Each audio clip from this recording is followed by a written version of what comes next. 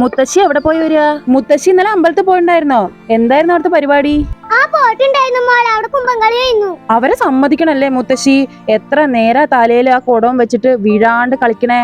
എന്ത് കുടം മോളെ, ഞാനൊക്കെ പണ്ടേ ഇതിനെക്കാട്ടിലും വലിയ കുടം നിറയെ വെള്ളം എടുത്തിട്ട് തലയിലും വെച്ചിട്ട് പിടിക്കാണ്ട് കൊണ്ടുവരും. അത്രയ്ക്കൊന്നല്ലല്ലോ കുട്ടികളുടെ കളി.